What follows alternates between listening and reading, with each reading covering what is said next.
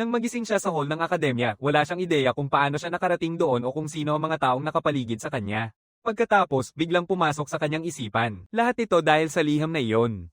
Kanina lang, naglalaro siya sa kwarto niya nang may biglang kumatok sa pintuan. Isang random na delivery guy ang naghahatid sa kanya ng isang package na tiyak na hindi niya in order. At parang tanga, agad niyang binuksan ito. Sa sandaling ginawa niya yon, na-absorb siya sa isang hindi kilalang dimensyon. Lumalabas na ang pakete ay isang liham ng pagtanggap sa Dawn Academy. At gaya ng ganoon, naipit na si Shaolin sa isang kakaibang mahikal na akademya o isang lugar na parang palaruan para sa mga style points. Tinatanggap siya ng kanyang guro habang ang iba pang mga lalaki ay naguguluhan din. Upang ipakilala ang sarili, halos pumatay siya ng mga ito tulad ng si Shimi bago niya pinaputol ang lahat at sinabing tumahimik muna sila. Una, kailangan nilang sumailalim sa isang pagsusulit sa potensyal. Parang sinusukat ang mga katangian ng isang tao. At habang ang iba ay nakakaabot ng 32 puntos, ang ating binata ay kinamumuhian ng mga Diyos ng gacha at nakakuha lang ng 9 puntos. Ito ang pinakawalang silbi at pinakamababang marka sa buong mundo na nagdadala sa ating binata ng panibagong label na talunan. Buong buhay niyang naririnig ang salitang talunan na sumisigaw sa kanya mula sa lahat ng minahal niya. Pagod na siya at gusto nang baguhin magpakailan pa man ang pangit na label na iyon. Hinahawakan ni Shaolin ang chip at sumisigaw na patutunayan niya ang kanyang sarili. May ilang kandidato na interesado sa mga usap-usapan tungkol sa isang magaling na estudyante. Ibinabahagi ni Chin Chuan na ang mga taong iyon ay pinipili ng swerte ng Diyos. Sila ang mga pinakadakilang henyo.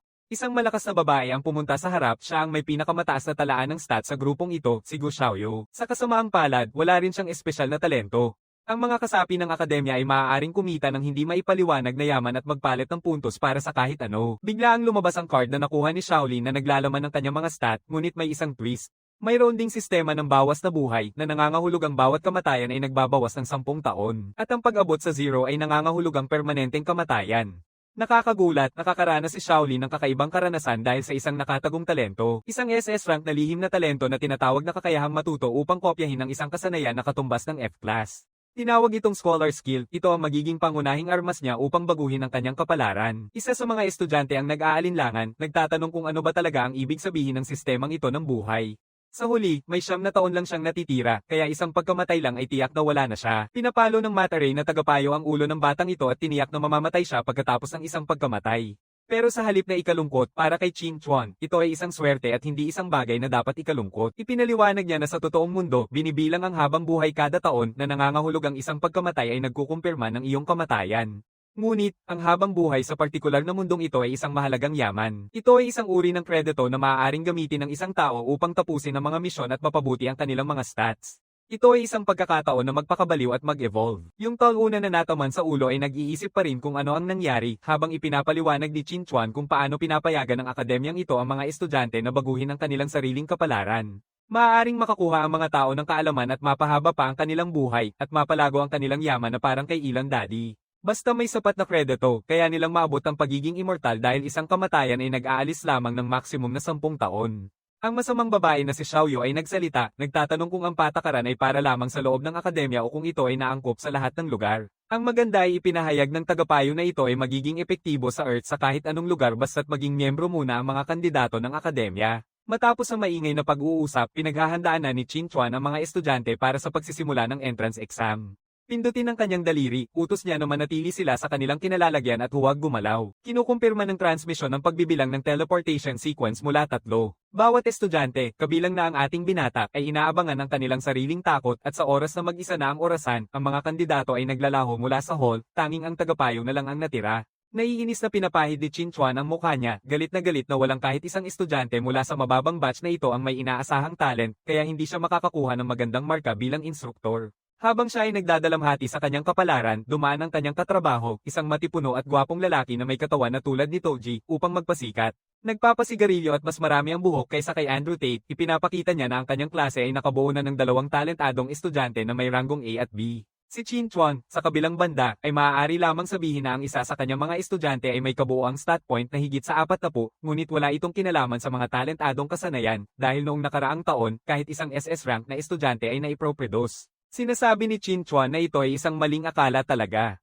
Wala talagang record sa kanilang database na nagsasabi na may estudyanteng may talento na SS rank. Sa totoo lang, kahit ang isang S rank ay bihira, kaya imposibleng isipin na may isang tao na lampas pa sa level na yun, maliban sa ating batang lalaki, syempre.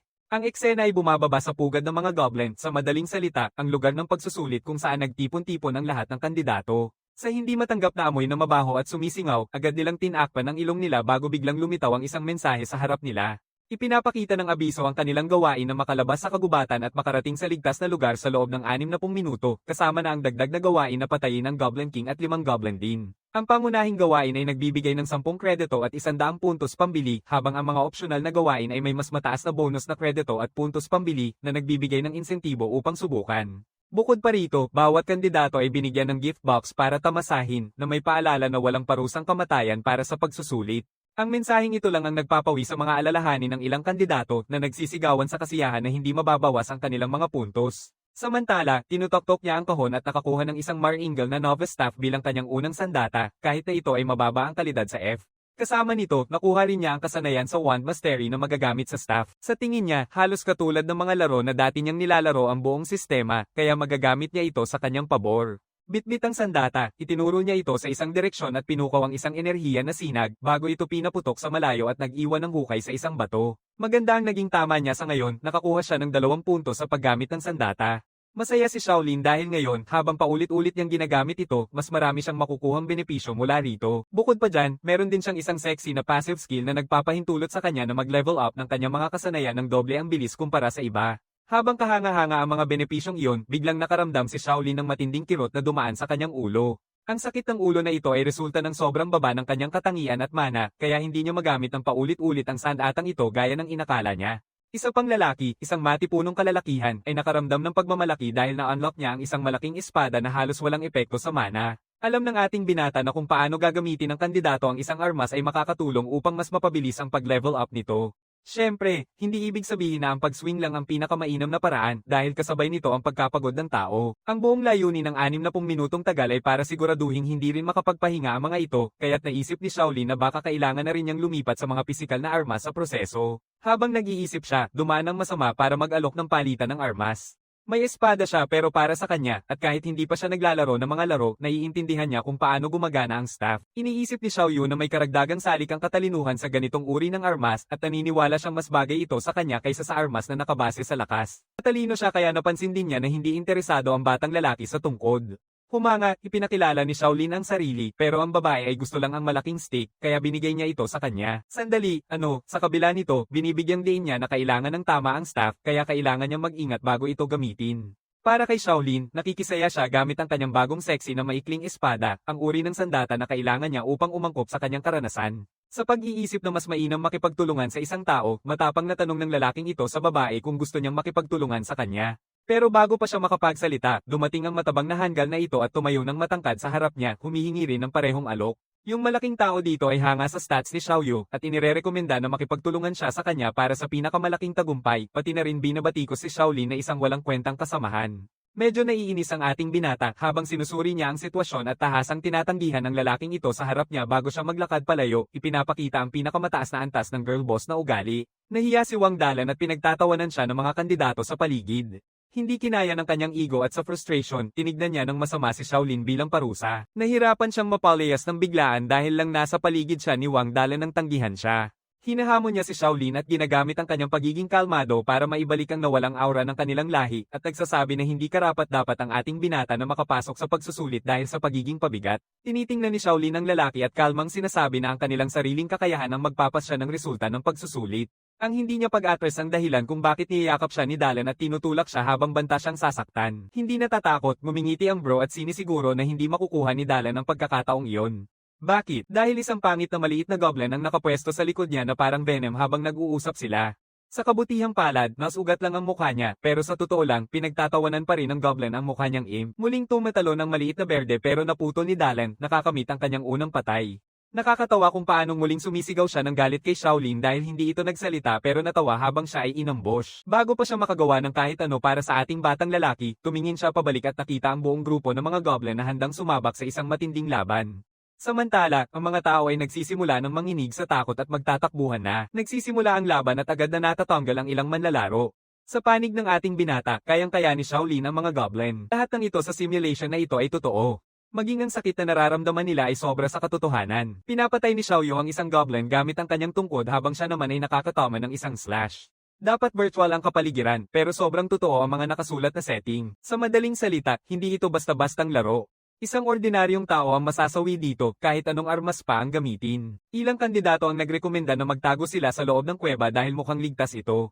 Isang tao ang pumasok habang napapansin ni Shaolin na ligtas muna dito sa ngayon dahil ayon sa natitirang oras ng proteksyon na 30 minuto, hindi ito magtatagal magpakailan pa man. Sa halip na hayaan ang kanyang emosyon ang mangibabaw sa kanyang sitwasyon, pinapakalma niya ang sarili at sinusuri kung ano ang pinakamagagawa niya dito at ngayon. Kung mag-aatubili siya, mamamatay siya, kaya't nagsimula siyang paulit-ulit na i-swing ang kanyang espada upang mag-ensayo at mapataas ang karanasan sa armas. Napapansin niya na tanging isang partikular na uri ng lakas sa pagbayo ang kumukuha ng experience point kaya kailangan niyang maging pamilyar sa galaw bago ang ikalawang round.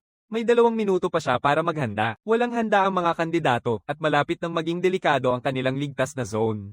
Karamihan sa kanila ay nagpapanik, sinasabing imposibleng magtagumpay laban sa mga halimaw na ganito habang si Xiaoyu ay nakasimangot sa kanyang sulok. Kahanga-hanga, napapansin niya na masigasig na nagsasanay ang ating binata kahit na nauubusan na siya ng lakas. Sinasabi ng masama na walang silbi ang pag-swing niya ng ganito dahil aabutin siya pa rin ng 1 oras para maabot ang level 2 kaya hindi nila magagawang mag-evolve sa oras na meron sila. Medyo humanga ang ating binata sa mga kalkulasyon ng nerd na kontrabida at naiintindihan niya na tama ang kanyang palagay. Maliban, may bonus si bro na tumutulong sa kanya, pinapalaki ang kanyang puntos kaya nakakamit niya ang parehong antas sa kalahating oras. Kahit ngayon, 2 puntos na lang ang kulang niya para maabot ang antas, kaya nagpapasalamat siya sa kanya at nagsabing magpapatuloy pa siya. Tinanong din ni Shaolin kung may nakuha siyang resulta mula sa kanyang pagmamasid sa mga goblin na ikinagulat niya na napansin niya ang ganitong detalye. Nag-usap-usap sila tungkol sa mga laro at hindi alam ng masama ang kahit ano tungkol sa mga ito. Bumalik sa seryosong usapan, ibinahagi ni Shaolin na mahina ang depensa at opensa ng mga goblin habang ang kanilang pinakamahina ay ang ulo at puso. Sa madaling salita, hindi ganoon kahirap nilang pabagsakin, kailangan lang nilang mawala ang takot sa kanila.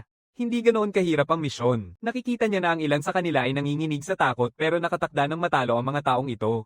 Sa natitirang 2 minuto, sinabi ni Xiaoyu na kailangan na nilang umalis ngayon. Sumusunod ang ating binata sa kanya sa pamamagitan ng pagsasama-sama nila. Muling pumasok si Wang Dalan at hinaharang sila, tinatanong kung saan sila pupunta. Katulad noong nakaraan, itong matiyagang ipis ay muling humihingi kay Xiaoyu na magtulungan, naniniwala na mapapahamak si Shaolin. Muling pinapahiya niya siya, sinasabi na ang pangunahing hamon ay ang Goblin King. Ang gago ay sumigaw sa kanya na ito ay isang opsyonal na gantimpala na maaari nilang baliwalain. Hindi naman nila hindi pa nakita ang halimaw. Habang nagsusumikap siyang makaligtas, siya naman ang naghahangad na makuha ang pangunahing gantimpala. Sinuportahan siya ng ating binata, sinasabi kay Dalan na dapat may mekanismo ng trigger ang misyon, o baka naman bilang ng mga goblin na napatay. Naiisip ni Xiaoyu na hindi lang basta pipilitin sila ng akademya na talunin ang boss sa loob ng ilang minuto, kaya ang pinakaligtas na paliwanag ay isang mekanismo ng trigger na nakabase sa bilang ng mga napatay. Kahit ang ating batang lalaki ay naniniwala sa parehong resulta, iniisip na kailangan muna nilang puksain ang ilang goblin. Isang babae, nanginginig sa takot, naniniwala na dapat nilang pagtuunan ng pansin ang kaligtasan dahil wala silang ideya sa lakas ng Goblin King. Hindi sapat ang ganitong mentality para sa ating pangunahing karakter na parang Kobe Bryant, naniniwala siyang mas maganda ang manalo ng malaki dahil kahit mabaigo sila dito, hindi naman sila mamamatay. Hinihikayat niya silang lahat na lumabas ng may malaking impact upang makamit ang pinakamataas na puntos na posible. Salamat sa kanyang inspirasyonal na talumpati dito, mas marami sa mga kandidato ang mas naging matatag ang loob. Dumating si Dalan at muli na namang naging balakid, sinusubukang pukawin ang madla na huwag pakinggan ng isang taong may suicidal na pag-iisip, ngunit mabilis siyang pinapahiya ni Xiaoyu sa ika-69 na pagkakataon, sinasabing umupo ka na lang at maging karaniwan. Mayroon lamang siyang 30 puntos habang siya ay nakakuha ng 46, sapat upang mapahinto siya sa pagsasalita. Ang katahimikan ay napakalakas dahil napagtanto ni Shaolin na 5 beses ang kanyang puntos kaysa sa kanya. Kinuha niya ang pamumuno at inutusan ng grupo na isang nagkakaisang harapan lang ang magdadala sa kanila sa tagumpay ng misyon. Para kay Dalan, iniutos niya na harapin niya ang mga agresibong goblin sa harap at ang mga taga-baril sa likod upang suportahan at takpan upang maparami ang pamatay sa goblin. Sa wakas, naiintindihan ni Shaolin na ang kanyang tungkulin ay tapusin ng mga mabababang goblin na nanghihingi ng tawad sa pagtakas dahil siya ang may pinakamahina sa kanilang lahat. Sa estratehiyang ito, lumalabas sila sa kuweba ng may ingay. Sinimulan ni Dalan na putulin ang mga goblin habang pinipigilan sila ng mga archer at binabawasan ang kanilang bilang. Siyempre, may mga goblin din na susubok na atakehin sila pero si Shaolin ang sumugod at pinatay sila sa likod. Bagamat nailigtas niya ang buhay niya, naubos ang stamina niya, kaya target lang niya ang mga pagkakataong makakabawas siya ng isang suntok lang. Dahil sa kanyang matalim na mata, nakapatay siya ng 4 na goblin gamit ang parehong estratehiya, ikinagulat nito ang iba pang mga kandidato dahil sa dami ng nagawa niya sa iisang 9 na puntos lang. Akala nila swerte lang, pero nakikita ni Xiaoyu ang sinasadyang pagkilos sa lahat ng ginagawa ng batang ito. Isang mahusay na galaw para sa kanyang mga stat. Dahil dito, umakyat si bro sa antas 2 at tumaas ang kanyang stat sa mastery ng espada. Lahat ito ay dahil sa kanyang karanasan sa isang VR game na madalas niyang laruin, kung hindi ay hindi niya magagampanan ng tama ang kontrol sa kanyang sandata. Agad na pumapalo ang sistema at binabati siya bilang unang nakarating sa Antas 2 na nagbubukas ng bagong kasanayan sa mabigat na saksak. Ang mas maganda pa ay kailangan lang ni Shaolin patayin ang ikalimang goblin para makumpleto ang isa sa mga optional na misyon. Nakakita siya ng isang goblin na halos mamatay na at pinatay niya ito, natapos na niya ang misyon sa wakas. Nang matapos niya ang misyon, biglang nagsimulang maglaho ang iba pang mga goblin na parang tapos na ang misyon. Inanunsyo ng sistema ang pagkumpirma sa nakatagong kondisyon na nagbubunsod sa pag-activate ng boss. Atin-atin, tumaas ang Goblin King na parang isang dambuhalang halimaw, handang pumatay sa kanilang lahat. Sa wakas, dumating ang hari ng mga goblin at para siyang isang bangungot na pinapalakas ng takot. Sa sandaling makita niya ang mga estudyante, sumigaw siya ng napakalakas na pahirap na kailangan pang takpan ng lahat ang kanilang mga tainga para hindi pumutok. Malinaw na sa lahat na ang dambuhalang halimaw na ito ang pinakamatinding boss sa dungeon. Narealize ni Shaolin na nawala na ang lahat ng maliliit na goblin, iniwan silang mag-isa kasama nitong dambuhalang tank, habang ang ibang estudyante ay nakatitig sa malaking health bar at nawawala na sa katinoan. Isang tao ang tuluyang nagbaba ng espada at nagtangkang tumakas, at kahit alam ni Shaolin na may sirang pandinig at matalim na ilong ang halimaw, wala nang makakapigil sa takot. Nagmaliit ang pagkakamali ng takbuhan nang mapansin siya ng goblin at mag-focus dito, pero akala ni Wang na siya yun at sinubukang samantalahin ang gulo. Sumusugod siya para sa isang lihim na atake, ngunit walang atres ang Goblin King. Binawi niya si Wang sa isang iglap at itinulak siya palabas sa lupa. Nawawala si Wang sa sandaling bumagsak siya, at nang makita ang isang top player na ganito ang kalagayan, pinilit ng natitirang grupo na tumakbo papunta sa labasan. Ngayon ay parang walang panuntunan na, at sinisimula ng Goblin na linisin ang lobby, pinapabagsak ang isang estudyante sa ilalim ng kanyang malaking paa at pinapalipad ang iba gamit ang kanyang club. Malapit na niyang tapusin ang isang babaeng manlalaro nang may isang magic na atake na tumama sa kanya mula sa gilid. Hindi ito isang pamatay na tama, pero sapat na ito para makuha ang atensyon ng boss, at lumalabas na si Gu Xiaoyu ang nasa likod ng spell. Mainit siya nang mapalampas niya ang tama niya kanina at alam niyang kailangan nilang tamaan ang mahalagang bahagi kung gusto nilang manalo talaga. Maganda sana ang plano niya sa papel. Nagtatanggol ang Vanguard habang unti-unting binabawas ng mga ranged units ang buhay, pero nang magsimula ng magtakbuhan ng lahat at magbago ang forma, na-realize niya na masyado niyang naging idealistiko ang kanyang plano. Nakatayo siyang nakalantad habang itinaas ng halimaw ang kanyang club para durugin siya, pero bago pa siya maging pancake, kumilos si Shaolin na parang kidlat. Hinahampas niya ang buhok ng goblin, isang walang respeto na galaw pero epektibo para kunin ang atensyon nito sa sarili. Masyadong mabilis si Shaolin para mahuli ng boss, at habang umiwas siya sa mga papalapit na sipa, napapansin niya na ang AI ng goblin ay mahuhulaan talaga. Target lang nito kung sino ang nakatayo sa pinakamalapit. Ginagamit niya ang kaalamang ito upang pag-ugnayin ng grupo, tinatawag ang takot na babae na nagtatago at sinasabing magsimula ng mag-spam ng malayo ang atake. Kahit na natatakot siya, pumayag siyang tumulong at inutusan ni Shaolin si Gu Xiaoyu na mag-full glass cannon gamit ang kanyang staff. Nagsisimula ng bumato ang dalawang babae sa goblin, at sa isang saglit mukhang gumaganda na ang sitwasyon habang bumababa ang health bar. Si Shaolin ay puno ng sigla, pinipilit silang ipagpatuloy ang presyon, pero may nakatagong yugto ang goblin. Humihiyaw siya ng malakas at pinukol ang lupa ng may lakas na Some-Iris sa mundo, nagdulot ng shockwave na agad na nagpaslang sa Archer Girl at iniwan ng mga nakaligtas sa ganap na pagkabigla. Ngayon, si Shaolin at ang mangkukulam na lang ang natitira, at ramdam na ramdam niya ang pressure, medyo nag-aalala na baka mapaso sila. Pero nananatili ang ating binata at tinitingnan ng mana niya. Sinasabi niya na may sapat pa siyang 2 shot na para kay Shaolin ay sapat na basta't makapokus at may putok ng tama ang mga headshot. May tiwala siyang matatapos na nila ito ngayon, kaya pinapagana niya ang kanyang kasanayan bilang scholar para kopyahin ang shockwave ng goblin na may 3 segundong stun sa pagtama. Habang nalilito ang halimaw, sumugod si Shaolin, iniisip kung paano siya naging walang silbi sa nakaraang buhay niya, pero ngayon ang panahon niya para magningning sa labanan habang nilalakad niya ang swing. Sa halip na mag-trigger sa pamamagitan ng paghampas ng kamay, napansin niya na ang kinopya niyang bersyon ay nag-iiba ang trigger sa pamamagitan ng impact ng espada. Hindi kumikibo si Shaolin at tinatanggap ang sipa ng goblin ng harapan na nag-trigger ng kanyang shockwave sa parehong oras. Ang banggaan ay sobrang intense na talaga na naitulak nito pabalik ang malaking goblin sa sobrang gulat na nag-iiwan sa ating binata na hanga na 100% tama ang kanyang teorya tungkol sa kasanayan. Alam niyang may 30th segundong cooldown na siya ngayon, kaya kailangan niyang iwasan ang boss ng kaunti para makaligtas. Sa tamang pagkakataon, muling umatake ang halimaw na may napakalakas na suntok na lumikha ng isang literal na enerhiyang pagsabog, ngunit nang mawala ang usok, si Goblin ang nakanganga sa sunog na kamay. Nakaraos si Gu Xiaoyu gamit ang kanyang pangalawang huling mana, kahit na nalilito siya kung paano nakikipag-parry ang isang mahina tulad niya sa isang boss ng dungeon.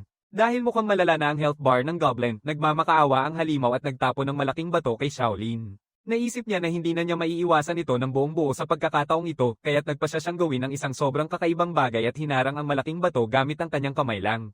Ang epekto nito ay lumikha ng isang malaking alon ng enerhiya, at si Gu Xiaoyu ay sumigaw sa pag-aalala, iniisip na siya ay tapos na. Pagkatapos bumaba ang alikabok, tuluyan nang nawala ang isang braso ni Shaolin, pero hindi niya ito pinapansin at sinasabi niyang ayos lang siya. Malapit nang matapos ang cooldown niya sa 10 segundo na lang, pero hindi siya binibigyan ng goblin ng pagkakataong makahinga at muling sumugod ng mabigat na atake. Alam ni Shaolin na kailangan niyang pumasok sa loob ng sakop upang magtagumpay ang kanyang huling hakbang, kaya sa nalalabing 3 segundo sa orasan, sumugod siya ng diretso sa harap ng halimaw. Sa sandaling bumaba ang cooldown niya sa 0, pinukol niya ng espada ang lupa, naglabas ng malakas na shockwave na nagpabagsak sa goblin. Hinahayaan niya ang babae na tapusin ito, at hindi siya pamalya, tinamaan ang ulo ng perpekto na nagtanggal sa boss agad-agad. Sinusubukan ng sistema na patunayan na patay na ang Goblin King, at tapos na ang misyon 2. Sa wakas, nang mawala na ang adrenaline, ibinaba ng batang lalaki ang kanyang espada at napahiga, nagsisimula ng mawala ng malay habang naiisip na lampas na siya sa limitasyon para malagpasan ang mga quest sa safe zone. Sa conference room ng akademya, inilalahad ng pinuno ng admissions ang buong buod tungkol sa mga bagong recruit ngayong taon. Ibinabahagi niya ang mga estadistika mula sa F-rank hanggang sa pinakamataas na S-rank, ipinapakita na may kabuuang 15 tao ang nakamit ang elitistang S-rating. Nang marinig ang mga numerong iyon, napapasinghap ang ibang mga instruktor at nagtatanong kung iba talaga ang batch na ito, lalo na nang banggitin ng head na 13 sa mga estudyanteng iyon ay mga dekalidad na talento, ang pinakamagaling na nakita ng akademya sa loob ng isang dekada. Nagsimula nung mag-alala si Xin Chuan, iniisip na bumagsak ng husto ang klase niya na walang isang S-rank, pero pagkatapos ay naglabas ng malaking balita ang head na ang klase ni Chin ay nakapagtakda ng 2 record sa paaralan. Lumabas na 2 estudyanteng walang talento sa kanyang grupo ang nakakuha ng S-rank habang binasag din ng record sa pinakamataas na katangian ng intelihensya at pinakamababang kabuuang katangian para sa isang freshman. Siyempre, pinag-uusapan niya si Shaolin at Go Xiaoyu, at pati ang kanilang kakaibang mga estadistika ay nakakuha na ng pansin ng principal. Nang bumalik na ang lahat ng estudyante, nag-teleport pabalik ng buo ang kanilang anyo, at nang lumitaw si Shaolin muli, sinuri niya ang kanyang estado. Talagang nagulat siya nang makita na nakumpleto na ang unang gawain dahil nakatulog siya bago ang finish line. Nakikita niya si Gu Xiaoyu sa malapit at naisip na siya marahil ang nagdala ng katapusan ng laban, pero bago pa siya makapagsalita, mabilis na lumapit ang batang mangangaso upang pasalamatan silang dalawa para sa kanyang A-rating. Naalala niyang na-delete siya ng boss at totoong nabigla siya nang ipakita ni Shaolin na natapos nila talaga ang trabaho pagkatapos siyang mawala. Samantala, patuloy pa rin ang galit na lalaking malakas kanina, sinisigawan at sinasabing pawang swerte lang ang kanilang panalo, pero hindi pinapansin ni Gu Xiaoyu ang ingay at tinatanong ang lalaki na mag-usap ng pribado tungkol sa laban. Inilalayo siya, sinusubukan ni Shaolin na pasalamatan siya sa tulong, pero ayaw niyang tanggapin ito. Inamin niya na kung hindi niya napigilan ng husto ang kasanayan ng Goblin King, hindi sana siya nagkaroon ng pagkakataon para sa huling headshot. Habang nag-uusap sila, napapansin ng batang lalaki na mas masinop siya kaysa sa itsura niya. Diretso siyang nagtatanong kung paano nagawang maputol ng isang lalaking may mababang stats ang isang boss skill tulad niyon. Alam niyang may tinatago siyang lihim, pero nangakong hindi siya magbabalita at gusto lang niyang manatiling updated. Upang mapanatili ang pagtitiwala, humingi siya na idagdag siya sa listahan ng mga kaibigan niya sa pamamagitan ng sistema, at masaya naman siyang pumayag. Pati tinuruan niya siyang paano ay open ng tahimik ang menu ng sistema, at opisyal niyang idinagdag siya gamit ang kanyang student ID. Nasa Syra ang chill na vibe nang ideklara ni Chinqua na ang lahat na may F-rank ay kailangang pumunta sa assembly hall, habang ang iba naman ay papunta sa gitnang playground. Tiyak na tinawag niya si Gu Xiaoyu, at habang siya ay umaalis, inilalabas ni Shaolin ang kanyang mapa para maglakad papunta sa playground. Habang niloloko niya ang sistema, naiisip niya kung bakit siya ang kailangan ng instruktor, pero sa huli ay binabaliwala na lang niya ito at nagpapatuloy sa paglakad. Pagdating niya sa lupa, labis siyang nagulat sa napakalaking karamihan at hindi niya maiwasang magtaka kung ang mga biglaang pagkawala na ito ay nagdulot ng malaking gulo sa totoong mundo habang sila ay nakulong sa dungeon. Bigla, bumalik si Gu Xiaoyu sa batang lalaki, agad na sinabing hindi niya sinumbong o ibinahagi ang anumang sikreto niya sa mga nakakataas. Habang tahimik nilang pinapawi ang pagod, isang kilalang presidente ng student union ang dumating kasama ang 2 bodyguard at umakyat sa entablado, ipinakikilala ang sarili at humihingi ng paumanhin sa pagiging huli ng principal. Ngunit hindi nagtagal ang formal na aura dahil biglang sumabog ang isang malakas na sigaw sa buong palaruan. Sa sobrang gulat ng lahat, isang dambuhalang dragon ang lumitaw sa langit at naramdaman ni Shaolin na sumabog sa kanya ang primitive ong takot na biological kaya tuluyang nanigas ang kanyang katawan. Kahit si Gu Xiaoyu ay nanginginig sa tabi niya habang ang nagmamaneho ng dragon, na sa bandang huli ay natuklas ang principal ng Dawn Academy, ay sa wakas ay bumaba na. Sinubukan ng presidente ng Union na gawing mas espesyal ang pagpasok pero sinagot lang siya ng principal na kailangan niyang pukpukin ang limitasyon ng dragon dahil huli na siya sa talumpati.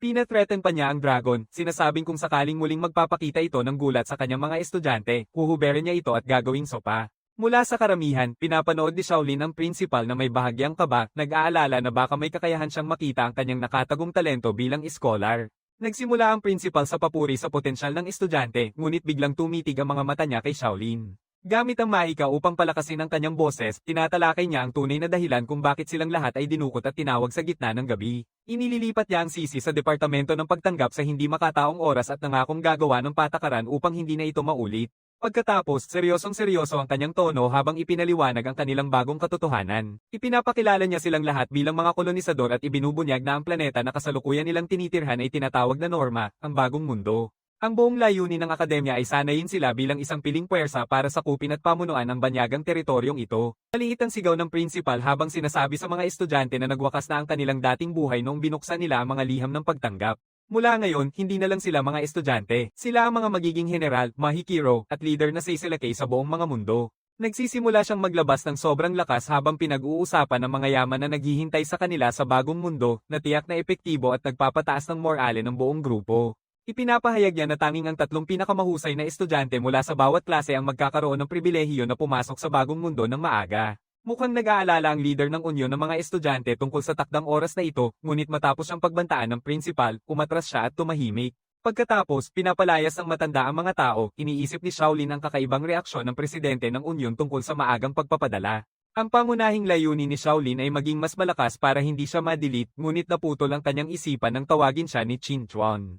Nalaman natin na tinanggihan ni Gu Xiaoyu ang posisyon bilang tagapamahala ng klase, isang trabaho na karaniwang napupunta sa pinakamagaling, kaya ang responsibilidad ay bumaba sa kanya. Tinitiyak ng instruktor na ang pagiging monitor ay may kasamang dagdag na kredito at espesyal na pribilehiyo na maaaring maging isang tunay na buhay para sa isang tambak na tulad niya na may ganitong stats. Hindi talaga binibigyan ng choice ang batang ito, agad siyang itinalaga at natanggap ni Shaolin ang opisyal na abiso mula sa sistema na nagpapatunay sa kanyang bagong tungkulin. Ituturo ng instruktor ang lahat sa AI habang nakatayo si Shaolin, nagtatanong kung anong mga benepisyo ang makukuha niya mula sa bagong tungkulin na ito. Pagkatapos ng mga anunsyo, nagtungo ang mga estudyante sa dormitoryo para mag-ayos. Sa resepsyon, malinaw na ipinapaliwanag ng babae na may mabigat na parusa para sa sinumang mahuling lumalabas ng gabi. Ngunit biglang nagbago ang kanyang mood nang mapagtanto na si Shaolin ang class monitor. Biglang naging sobrang palakaibigan siya at nag-alok na personal siyang ihatid para kunin ang mga gamit niya at tingnan ang kwarto niya. Ibinigay niya ang uniforme niya bilang freshman at ipinakita sa kanya ang isang marangyang mag-isa na kwarto. Malaki ang pinagkaiba nito sa karaniwang dorm at isa sa mga paboritong benepisyo ng kanyang pagiging monitor sa pag-arte. Binanggit din niya na ang kanyang ID tag ay parang buhay na niya ngayon, ginagamit sa lahat ng bagay sa campus. Bago umalis, ipinakilala niya ang sarili bilang Zhang at inirerekomenda pa nga nilang magdagdagan bilang magkaibigan. Nagpapasalamat si Shaolin sa kanya at napagtanto na totoo nga ang mga pribilehiyo na binanggit ng kanyang instruktor, lalo na kung paano siya tratuhin ng iba mula nang makita nila ang kanyang titulo. Kapag mag-isa na siya, binubuksan niya ang schedule ng kanyang mga klase para alamin ang kanyang buhay, ngunit medyo nakaka-overwhelm ang napakalaking listahan ng mga klase. Kailangan niyang pumili ng isang kursong panglabanan at 3 kursong pangkatangian, pero salamat sa kanyang kakaibang talento, hindi siya masyadong nababahala. Alam niyang hindi niya pwedeng sayangin ang pinakamalaking kalamangan niya, kaya pinili niya ang pangunahing pagsasanay sa espada dahil sa pagiging versatile nito. Sa tingin niya makakatulong ito sa kanyang tsansa na makaligtas at magbibigay ng matibay na pundasyon, kaya't opisyal niyang pinili ito. Kinabukasan, pumunta siya sa pagsasanay at nagsimula ng saktan ng isang dummy, ngunit agad siyang binagsakan ng pagod na parang truck. Talagang nararamdaman niya kung gaano kaina ang kanyang ibabang likod na isang malaking problema dahil dito nagmumula ang lahat ng lakas para sa isang mahabang espada. Sa sandaling nagsimula siyang manghina, pumasok ang kanyang likas na talento at muling nagsimula siyang sumuntok ng may bagong sigla. Naiintindihan niya na basta maunawaan niya ang mga pangunahing kaalaman, makakakuha siya ng antas ng mabilis. Tulad ng inaasahan, naabot niya ang antas 3 sa loob lang ng isang oras na doble ng bilis kumpara sa iba sa kwarto. Habang nakapako siya, isang estudyante ang bumagsak sa sahig, umiiyak dahil sa sobrang pagod ng kanyang mga braso. Ang instruktor, isang third year na sub na nagngangalang Chong na, hindi siya pinapansin at sinimulang tanungin ang lalaki tungkol sa pagpili niya sa klase niya dahil sa sobrang hina ng stamina nito. Pinapaki niya sa buong grupo na walang sino man ang aalis hanggang maabot nila ang level 3 na para bang isang death sentence sa iba. Yung estudyanteng femboy na umalis ng maaga ay nagsisisi na sa mga pinili niyang buhay at nagkakagulo ang buong klase dahil alam nilang karaniwang umaabot ng 4 na oras ng tuloy-tuloy na pag-grind bago maabot ang level 2. Sa sobrang gulat ng lahat, aktwal na umaksyon si Shaolin at sinabing nakarating na siya sa level 3 at gusto na niyang umalis ng maaga para sa susunod niyang klase ng meditasyon. Lahat ng nasa kwarto ay napahinto at nag-isip sa narinig nila. Tinitingnan din ni Chong na siya ng may malalim na pagdududa, binibigyang diin na ang isang freshman na nakarating sa level 3 sa halos 2 oras ay sobrang hindi pangkaraniwan at halos hindi kapanipaniwala. Binabati niya siya bilang ang kilalang swerte na tao na may pinakawalang kwentang base stats pero nakakuha ng S-rank sa pamamagitan ng pagsipsip. Sa madaling salita, sinasabi ng babae na siya ay isang manloloko at hindi maipaliwanag na ang lalaking ito ay nasa level 3 na agad-agad. Arboy tumugon, sinisiguro siyang maaaring patunayan ng datos ang kanyang ranggo at hinahayaan siyang tingnan ito. Itinuro niya sa kanya, binuksan ni Chung na ang isa sa kanyang mataas na antas na permiso bilang guro at nilikha ang isang sistema ng pagsasanay sa arena para mapanood ng lahat. Hindi inaasahan ni Arboy ang biglaang pagbabagong ito habang nagsimulang magbago ang paligid nila. Hindi tipo ni Chung na ang magpakaseryoso tungkol sa datos. Sa halip, siya ay isang maniac sa laban na gustong subukan siya sa totoong labanan. Ang simulation zone ay sobrang matibay at puno ng mga hanggal na tao sa paligid ng arena. Naiintindihan ni Shaolin na dito kinukuha ng akademya ang mga batas ng mundo para makalikha ng isang lugar na parang Diyos na pagsasanayan. Dumaan siya sa tabi niya, sinisiguro ni Chung na hindi mamamatay ang estudyante sa simulated na espasyo na ito, pero pinaalalahanan din siya na lahat ng nararamdaman niya ay magiging totoo. Bukod pa rito, nagbenta ang babae na ito ng malaking halaga para lang mabuksan ang mamahaling arena, kaya interesado siyang makuha ang bawat sulit. Sabi nito, nilalabas ni Chung na ang ilang mga kalansay na mandirigma mula sa lupa na lahat ay sumugod kay Arboy upang siya ay buwagin. Sa tingin niya, kung talagang isang makapangyarihang level 3 na mandirigma siya, hindi dapat ito maging problema para sa kanya. Nakaupo si Mommy Chung na at nanunood, sinasabi na ang mga sundalo ay sobrang hina na parang ang goblin na nakaharap niya noong entrance exam. Iniiwas ni Shaolin ang unang tama na sinabihan na dapat niyang tapusin ang dungeon at makuha ang gantimpala na makalabas ng maaga sa klase sa pamamagitan ng pagpapakita ng kanyang halaga. Mas lalo pa niyang sinasabi ng may kumpiyansa na mas marami pang karapatan ang makukuha niya sa hinaharap. Naghahanda para sa laban, inihahanda ni Shaolin ang sarili upang harapin ang dungeon na puno ng mga patay na hindi na nabubuhay. Ang layunin ay makaligtas ng buong 40 minuto o di kaya ay mapatay ang 20 sundalo sa proseso. Ngayon, pawis na si Arboy, naniniwala na ang babaeng ito ay isang baliw na tao lang dahil sa sobrang katangahan na ito para lang sa isang walang kwentang laro ng ego sa pagtest ng kanyang kakayahan. Sa kabila nito, inihahanda niya ang kanyang bakal na balisong upang harapin ang kanyang mga kalaban. Naiintindihan din ni Shaolin ang dalawang kondisyon sa paglilinis habang ang mga kalansay na sundalo ay mabilis na sumugod upang hiwain at gawing kebab ang lalaking ito. Una, tumatango si Arboy sa pagbagsak, nag-iisip kung dapat niyang magpahinga ng 40 minuto o patayin na lang ang lahat ng 20 monsters na ito. Sinasabi yun, nilalabas ni Shaolin ng isang mabagsik na saksak, tinatamaan ng unang sundalo at lumilikha ng pagkakataon para umatake. Sunod niyang hinarap ang sundalo at pinutol ang ulo nito, ang unang patay. Ngayon, naintindihan na niya na kakailanganin niya ng hindi bababa sa 2 tama para mapatay ang isa sa mga sundalo. Ngunit sa ngayon, nagsusuntukan sila sa kanya mula sa lahat ng direksyon at kasama na ang 20 sundalo, kailangan ni Shaolin na makagawa ng 40 tiyak na tama upang magtagumpay.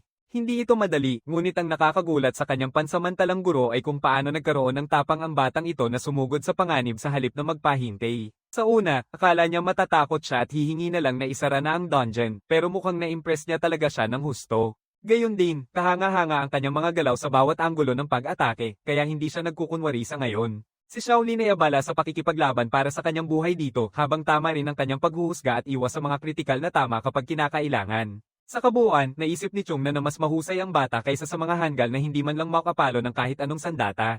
Ang tanging problema sa ating binata ay ang kanyang pangit na stats. Bago siya mag-mukmap, nakarating si Chung na sa isang realization. Nag-enroll ang batang lalaki sa mga kurso ng espada upang mapabuti ang mga stats na yon. Kahit na inaasahan na siya ang may pinakamalalang stats, humihingal na ang lalaking ito pero nakapatay na ng 13 kalaban.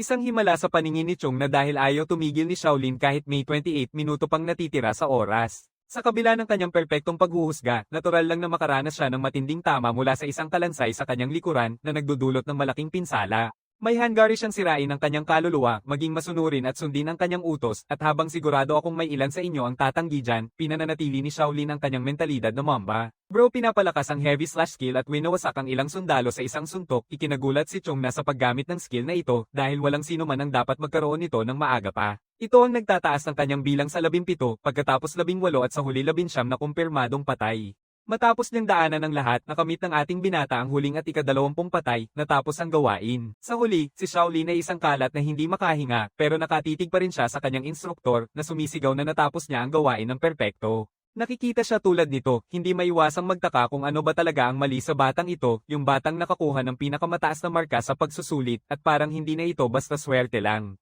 Pumupunta ang eksena sa opisina ng konseho ng mga estudyante, kung saan nalaman ng pangulo ng konseho ang listahan ng mga estudyanteng nakatanggap ng SNA na ranggo. Sinabi ng kanyang katulong na dapat din niyang tingnan ang schedule ng klase dahil mukhang kakaiba talaga ang pagpili ngayong taon. Halimbawa, binibigyang diin niya si Shaolin, isang batang lalaki na nakapagwasak na ng lahat ng kurso na available hanggang ngayon na nagugulat sa inaasahan ng presidente. Sa silid ng infirmary, lumalala ang sitwasyon habang si Chong na ay pinagbabantaan dahil sa paggagamot sa isang freshman ng ganito. Bumibirit siya pabalik sa pangulo ng estudyante, tinatawag siyang midget, habang sinusubukan itong ipaliwanag na masyadong sobra ang kanyang mga pamamaraan.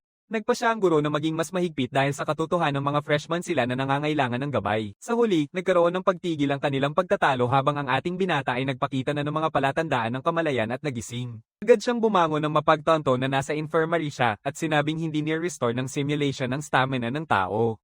Kaya kailangan ng tao ng kaunting pangangalaga. Dahil nawala ng malay ang ating binata, dinala siya dito, pero ngayon mas gumagaling na si Shaolin at malapit nang gumaling ng tuluyan. Ngayon na naayos na ito, utos ng presidente si Chong na nalumayas na siya dahil nais niyang makipag-usap ng pribado sa ating binata.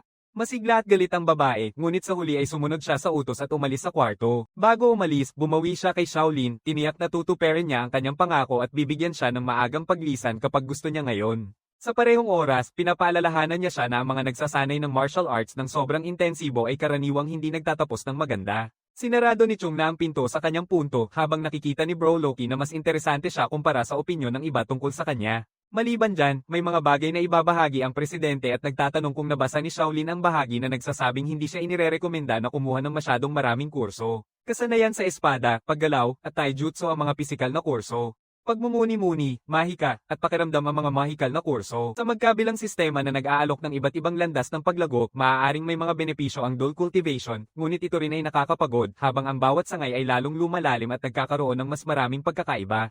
Kapag pumasok na sa ikalawang taon, halos 7 beses na ang enerhiyang kailangan para mapanatili ang dual cultivation para sa isang estudyante. Kahit na ganito ang mga katotohanan, alam na lahat ni Shaolin, ikinumpara ang estruktura sa isang puno kung saan mas mataas ay mas lalong nagkakalayo. Parehong ganoon ang mga sistema ng pagsasaka, at kahit na napakahirap nito, hindi niya trabaho ang sumuko at sumuko lang. Bukod pa dyan, ang kakayahan ni Bro ang susi sa tagumpay. Ganito ang kumpiyansa na nagpapalakas sa presidente at bago pa sila magpatuloy sa usapan, nakatanggap siya ng mensahe mula sa principal na pumapayag sa mga pinili ni Shaolin. Umalis ang presidente habang sinisiguro sa kanya na bibigyan siya ng bagong schedule upang maayos siyang mapagbigyan. Ang kakaibang bahagi ay dumating ang mensahe ng principal sa napakakonbenyenteng oras na kahit si Shaolin ay medyo nalilito.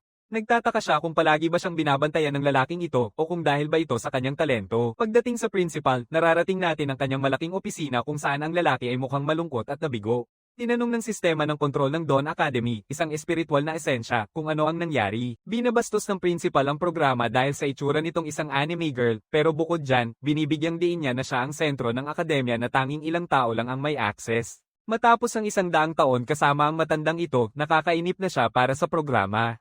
Nagtataka siya kung bakit siya nagiging sobrang bitter, lalo na't maganda ang batch at nakumpirma pa nilang may SS rank na estudyante. Alam mo, ipinaliwanag ng principal na ang karaniwang tao ay may 10 puntos, ang average sa akademya ay 20, at si Shaolin ay nasa nakakalungkot na 9 puntos. Mas masahol pa siya sa karaniwan. Nakuha niya ang isang espesyal na talento pagkatapos ng pagtanggap na nangangahulog ang imposibleng makuha ni Shaolin ang liham sa simula pa lang dahil sa ganitong kalalang stats. Ang programa ng computer ay nag-iisip na baka nagkamali sila, pero iyon ang pangunahing problema.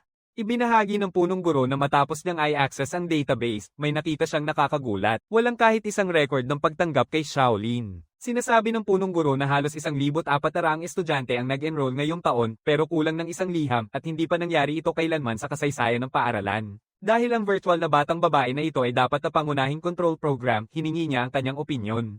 Ibinahagi ng babae na mula sa 1360 na liham. Walang naiulat na mali, kaya susunod niyang hihilingin na makita ang liham ni Shaolin. Sa sagot niya, pabirong sinasabi na hindi siya makikipagtulungan sa kanya dahil kahit siya ay walang otoridad na tingnan ang partikular na liham na iyon. Nakakalaglag ng hininga ang matandang lalaki at halos magdulot ng atake sa puso. Hindi siya makapaniwala na kahit may pahintulot mula sa akademya, wala pa rin siyang karapatang tingnan ng isang liham. Muling pinagtitibay ng control program ito, sinisigurong pareho lang silang nagulat. Tanggapin na lang ang kabiguan ng may pagtanggap, nagpa siya ang matandang lalaki na hayaan na muna ang lahat. Sa halip, gusto niyang gumawa siya ng backup at encryption ng mga liham ng pagtanggap. Kaya niyang gawin iyon para sa kanya, kaya agad niyang sinimulan ang proseso ng encryption. Sa 1359 na liham na mayroon sila, lahat ay ganap ng naka-encrypt at tanging ang principal o mga nakataas na opisyal lang ang makakakita nito. Ang tanging nakalock na file ay kay Shaolin na hindi rin pwedeng i-encrypt na nagpapatunay sa pinakamataas nitong antas ng proteksyon. Sa palagay niya, sinisikap ng principal na iwasan na malaman ng iba ang tungkol sa mga nawawalang liham.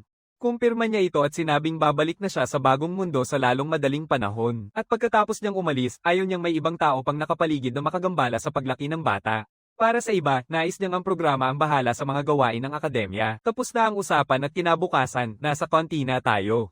Dito, isang babae ang sumigaw sa gulat nang makita si Shaolin na nakaupo sa harap niya, ang batang naging sikat kamakailan. Sabi niya na swerte siya dahil si Cheng na ay sobrang baliw. Nauunawaan naman ng batang lalaki, gusto niyang malaman kung tanging mga guro lang ba ang pwedeng makapasok sa espesyal na simulation arena. Kamangha-mangha, nalaman niyang maaari rin nilang magamit kung may permiso sila, lalo na kung sila ang class monitor. Maaaring ma-access ng class monitor ang ilang bagay tulad ng datos, mga permiso sa pamamahala, pag-aproba ng aplikasyon, at pati na rin ang paggamit ng holographic na larangan para sa mga estudyante. At para sa personal na gamit, maaari rin magsumite ang parehong monitor ng sarili niyang aplikasyon at magamit ang field nang hindi na kailangang humingi ng pahintulot. Ipinapakita sa kanya ang proseso ng pagsusumite ng aplikasyon. Kailangan niya lang i-activate ang student mode para sa field at magsisimula na ang training simulation. Salamat sa malaking tulong, senior, pero tinutukso kanya na hindi pa rin siya nakataas ang espiritu dahil karaniwang nare-reject ang mga freshmen. Sa nakakatawang paraan, agad na naaprobahan si Bro na para bang walang nangyari, samantalang karaniwang tumatagal ito ng 3 linggo. Ang mode ng simulation ay para lamang sa mga senior dahil ito ay nagkakahalaga ng hindi bababa sa 500 puntos.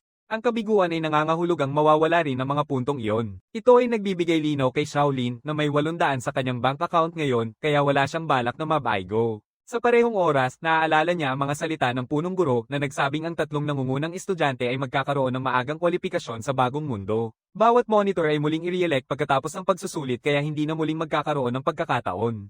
Pinlano rin ni Wang ang kanyang pagbagsak upang mas lalo pang lumala ang sitwasyon. Sa kasalukuyan, ang mga nangunguna sa klase 7 ay sina Xiaoyu at Wang Delin. Kung magiging monitor siya, tuluyang mapapahamak ang ating binata at hindi na siya makakakuha ng simulation field. Kaya kahit ano paman, kailangang maging mas malakas ni Shaolin. Matapos makipag-usap sa senior, siya ay umalis na, habang naiwan siyang may impresyon na sobrang nagsusumikap ang lalaking ito, na siyang dahilan kung bakit siya naging monitor sa una. Sa silid-aralan ng gym, nagkakagulo ang mga tao dahil may isang kandidato na walang kwentang stats ang naihalal bilang tagapamahala ng klase. Ito si Liang Zhou ng klase 6 habang binabato ni Wang Delin ng isang bote, galit na sumisigaw sa kanilang tagapayo dahil sa napakabobo nitong desisyon. Binabastos niya si Qin Quan, ang kanilang guro, dahil minsan ay naging isang walang kwentang estudyante rin siya, kaya natural lang na interesado rin siya sa mga nasa ibaba.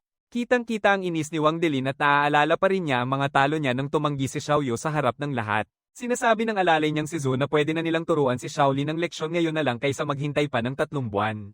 Alam mo, may koneksyon ang lalaking ito sa isang nakatatanda at salamat doon, plano na niyang saktan si Shaolin. Tungkol sa ating binata, kasalukuyan siyang nagkakaroon ng cardio na parang si David Goggins para mapabuti ang kanyang kalusugan. Sa pagtatapos ng sesyon ng pagsasanay, nagpasya siyang bumalik sa dormitoryo, iniisip kung paano siya mapapalakas ng araw-araw na training sa hindi maikakailang paraan. Ngunit nang hawakan niya ang pinto, hindi ito kumilos na nagpapahiwatig na ito ay nakasara mula sa labas.